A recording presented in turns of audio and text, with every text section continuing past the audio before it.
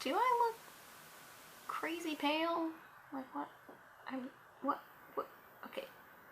Alright. Hello. Welcome to my... I'm so nervous about it. I can't even say it. This is my intro to my project, like my fall project pan. This is not associated with anyone. This is just me trying to move products around in my subjectively medium-sized collection. My goal is to get rid of or at least hit pan on 8 products, if not finish it off completely. And I want to hold myself accountable and do an update every month, so that's like 3 months until the end of the year. And these are things that might be really easy for me to do. This is my warm-up for when I do a year-long project pan come January. So that intro out of the way, the intro to my intro. So the first thing that I want to use up is my e.l.f. satin. Again, I don't know what it's called. This is almost gone, so this is a total gimme product. There is some stuff attaching themselves to the sides that I can't seem to get out, and I don't know if it's because if I need like those spatty daddy doohickey things from Amazon to just scrape it all out, but it's such an angle, I don't know if I can. But there's like this small part, and as you can see, at some point it did sort of try to pan it, and I think I'm like right down here, so I didn't mark it yet, but I have this somewhat accurate scale. That's my husband's originally, but I kind of use it for like hair products. It's really okay, everything decided to fall in the background, but anyway, so I have this, and it is dying. So there's this part where it says L, but that's actually like a number. So it's not going to be the most accurate scale, but you know, it'll give you a brief overview of how much I've used up, hopefully. We're starting with 76 grams.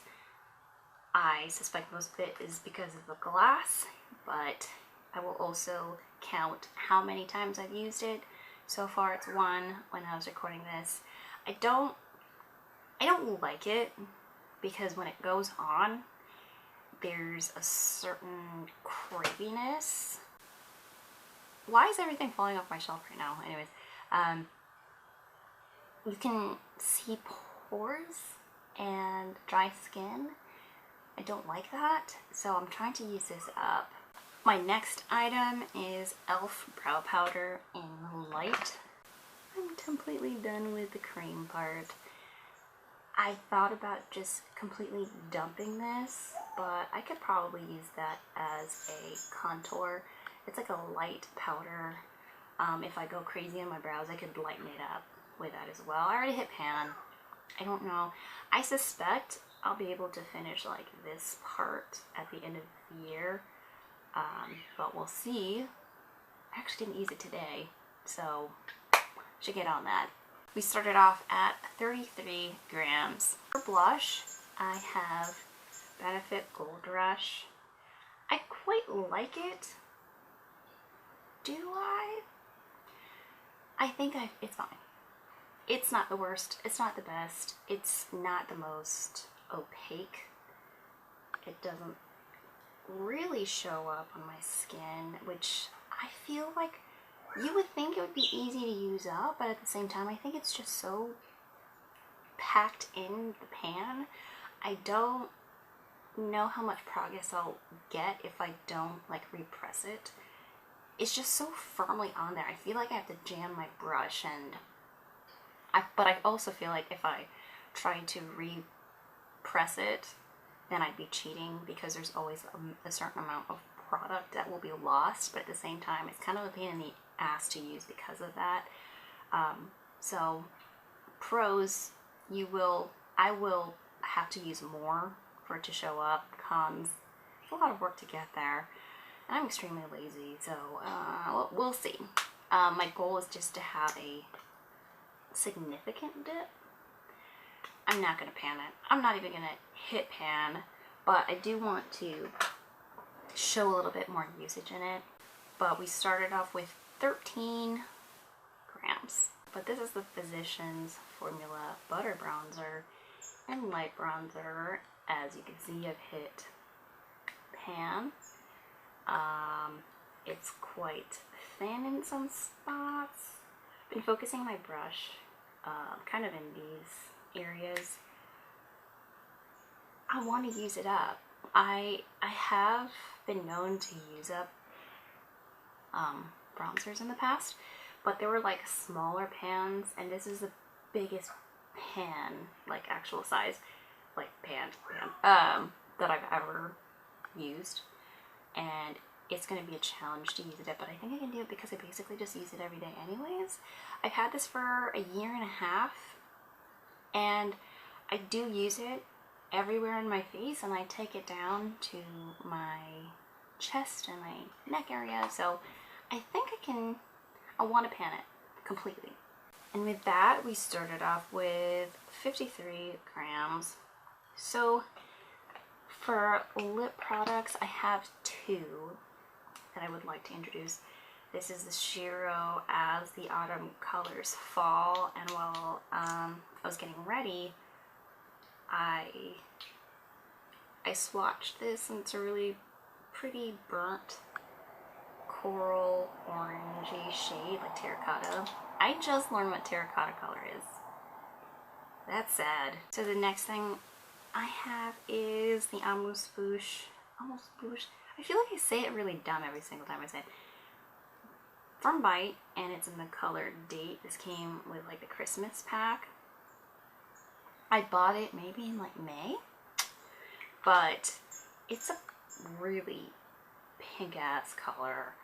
I don't like it on my lips. I think it looks really bad, but paired with the lip gloss, the sheer lip gloss, it is neutral enough. You see, so that's both of these colors mixed together. You can see it's like a little bit more browny. That's generally the type of nude that I wear, and I use this as a cream blush for my cheeks. I like it better that way. It doesn't last, so that could work in my benefit. I could bring this to work with me and reapply during my lunch break, and hopefully I can use it up. But you can see here, in relation to basically a brand new one, it is quite a bit of product that I've already used up. I don't know if you can see it. That Bite Date lipstick is starting off at 5 grams. The last item is Nest Cocoa Woods. I got this as a deluxe sample from my most recent Sephora order. Barely anything. I mean, I barely used it, since. It's a little bit warm here in Pittsburgh, so I want to use it before bedtime in order to be able to pan it, but at the same time not make other people want to gag, because this might not be a lot of people's cup of tea. It's a little bit, I was gonna say skanky. That's not really a smell note. It shouldn't even be a descriptor, to be honest. It's very gourmand and spicy, as one would surmise from the word Cocoa Woods, but it's very chocolatey on first application, and then it gets like woodsy and more comforting as it dries down. The cocoa part can be misconstrued as slightly alcoholic, like rummy, if you will, but I like it. It can be overwhelming at times, so what I do is I put it in my hot spots, so the back of my neck, behind my ears, my chest, elbows, back of my knees. Again, with the lipstick, I just have to remember to reapply it. And I think I would be able to, I want to use this up. I'm really bad with deluxe samples. I had Marc Jacobs Daisy in a dabber form, which is way harder to use in my opinion because it's a lot of like this action. But with a roller, on one hand it's disgusting because you can see how much of your skin gets accumulated within the actual perfume liquid, but at the same time the application is a little bit easier, but I like it. I know right now I don't think I'd ever repurchase it, and hopefully the scents or the fragrance will mellow out once the season or the weather gets a little bit cooler. As far as hair product is concerned, I have the Shea Mitchell, wait, what? Shea Mitchell, who is that? Pretty Little Liars, okay. This is not her, this is a hair product. This is Shea Moisture Sugarcane Extract, Silicone Free Miracle Styler Leave-In Treatment with Marshmallow Root. It smells really good. I'm not sure if it does an adequate job as a leave-in conditioner per se, because my hair is a bratty child and there is no timeout or whipping stick or anything to keep my hair down. She does what she wants. So this doesn't quite do it for me, but it does smell nice. It has like a little bit of control. I didn't weigh it, so I'm gonna weigh it right now live on camera so you can see how extremely janky this thing is. I should just buy a new one. Okay, I'm gonna set it down. 68.L. Oh, right. There's a couple of like non-weighty type goals that I want to hit as well. Okay, so my stuff ran out of, my memory card ran out of memory, so I don't really remember where I left off. But anyways, this is my oldest palette that I have currently, my peanut butter and jelly palette. So my overall goal, if I didn't cut that out, is that originally I wanted to hit pan in at least one shade in every single palette that I own. So in my older palettes, I'm trying to hit like 2 shades now in each palette. So I have Dawn that I've already hit pan, so my goal is to completely pan that shade, and I think it's doable considering how powdery and neutral that color is. And I do want to hit a tiny baby pan on Adorn because I love bronzy coppery shades, and I think it would look really well this autumn / winter time. And I already have like a couple of dips in here, so I want to kind of like focus on this palette and see how far I get. And then on my second palette is my peanut butter and jelly palette. I've already hit pan on Spread the Love. There's no way in hell I'm ever going to pan that entire shade in 3 months, so I'm not even going to try.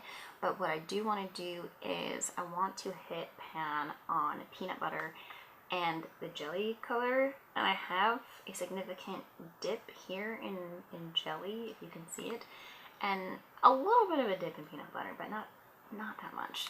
But those are my 2 goals, whichever comes first. If one happens, like I hit pan on jelly first, I'll consider that a win. But again, I just want to show these 2 palettes a little bit more love. That's the conclusion of my winter project pan projects. Hopefully you all will be interested into following along with me despite my inability to speak. And I hope you'll come back next month and see additional progress. Alright, thanks for watching. Bye!